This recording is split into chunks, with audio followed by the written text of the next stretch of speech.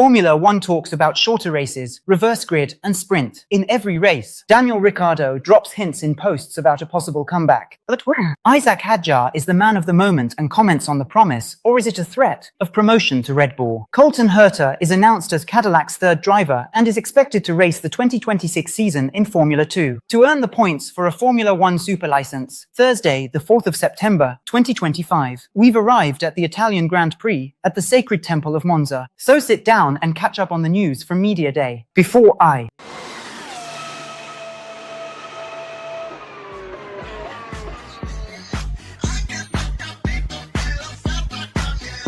start, watch and repeat. Reflect on the power of these images.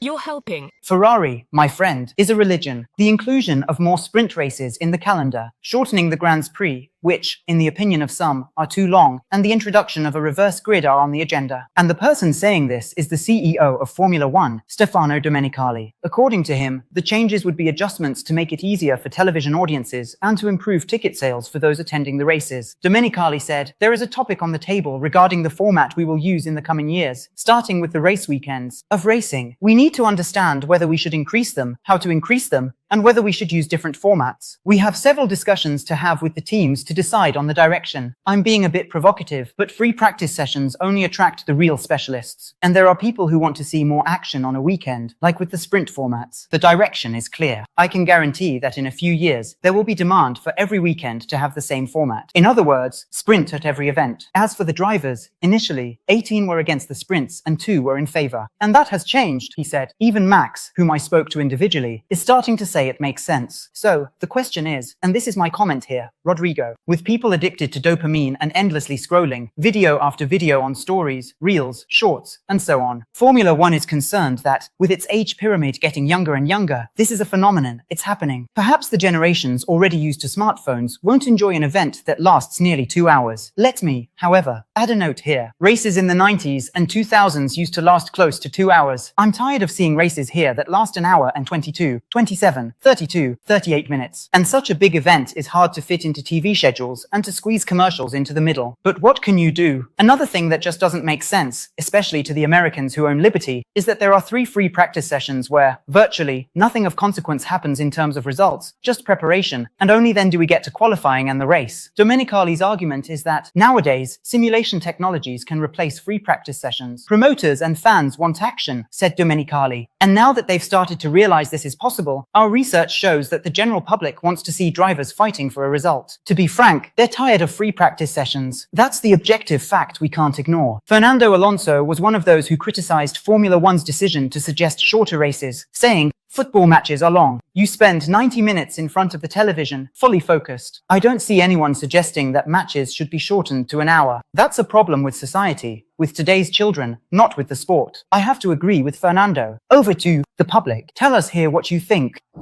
Daniel Ricciardo gave hints today of a possible return. That's right. Ford recently announced that its Ford Performance division is changing its name to Ford Racing. And then, on his social media, Daniel posted something enigmatic related to Ford, with the caption "More to come." In both photos, a Ford Raptor appeared. In the first, showing the grille, and in the second, Daniel standing next to the car. Since leaving Formula 1, just under a year ago at the Singapore Grand Prix, Ricciardo hasn't raced in anything else. But Ford has been getting closer and closer to motorsport and, let's remember, will be supplying engines to a certain Red Bull next year, which still hasn't announced who will be their driver alongside Max Verstappen. My God.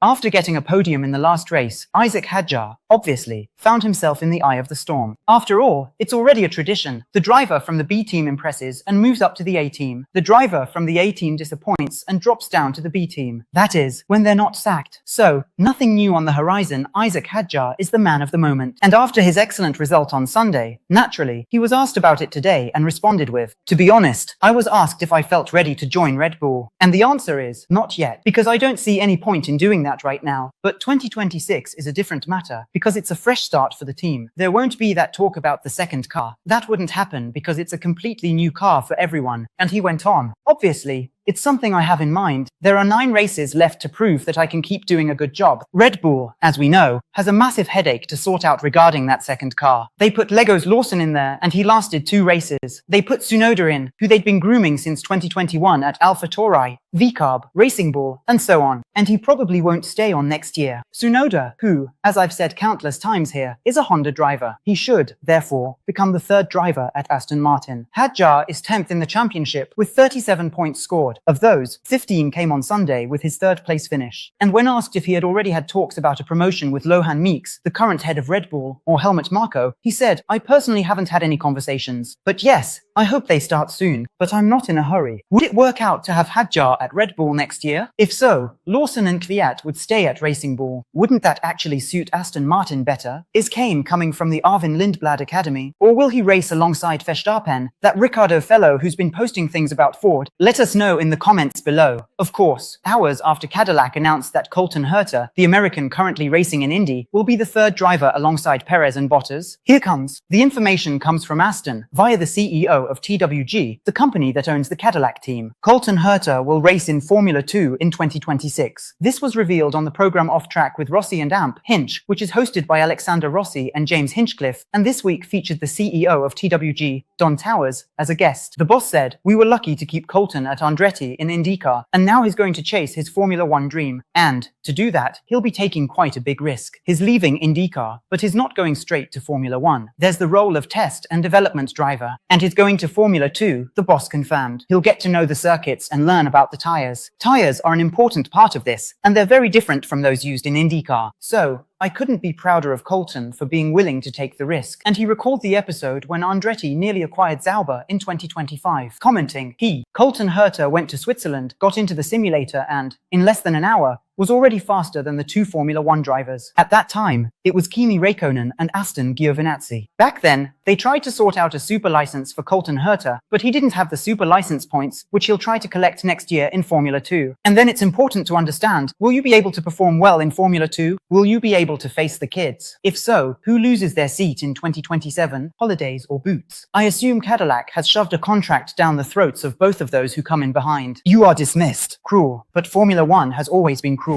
There's already a car on the track tomorrow. Free practice 1, 8:30 in the morning, midday, the 2nd session, and the final one in the late afternoon. We'll be here commenting on everything that's going to happen on and off the track, over in Monza. On Saturday, 7:30 in the morning, the 3rd session, and at 11 a.m., qualifying. As soon as qualifying is over, I'll come here and quickly comment on the result with you in a short, while I prepare the longer video, which will be out around 2 or 3 in the afternoon. Then on Sunday, at 10 in the morning, it's lights out for the Italian Grand Prix, live from the Temple of Monza. And we'll be here 15 minutes beforehand, on our parallel broadcast as a second screen, on another channel. Jefferson Kern on commentary, myself, Rodrigo, Adami with the analysis, and live from the front line, Juliana and Serrazoli with their invaluable insights. After 18 hours, we'll meet again, right here on our live stream, talking about the results, the news, the gossip, any crashes, any penalties, and so on. Reading your questions, your super chats, and raffling off prizes from our partners. Remember, the raffle is for channel members. There's still time for you to become one. This week, on Tuesday, an episode that many are calling a documentary in the comments. Thank you. Telling 10 stories that Formula 1 wishes you had never known about, and if you did, that you had already forgotten. It's worth checking out. People are giving it a lot of praise. On Tuesday, an almost unheard of story involving Ayrton Senna and a racing test he did in 1986. Because if we're going to talk about Ayrton Senna, let's talk about something that others haven't mentioned yet, right? So, check it out. This is the roundup of news this Thursday, Media Day, for Formula 1, in preparation for the Italian Grand Prix. Leave a like, it's free, doesn't cost a thing. You know it really helps the channel. Do me this favor, do us this favor, and comment below where you're watching from. Send a little emoji, anything at all. Send regards to your spouse, your partner, your cat, your dog, your budgie, your girlfriend. The important thing is to comment so the algorithm keeps spreading our content across the internet. The sky's the limit. To make sure you don't miss anything we do here, we have notification channels on Instagram, Telegram, and WhatsApp. Link down below in the description. You can join and start automatically receiving notifications about everything we post here, and we post a hell of a lot, as well as breaking news and race times for you to save in advance. And finally,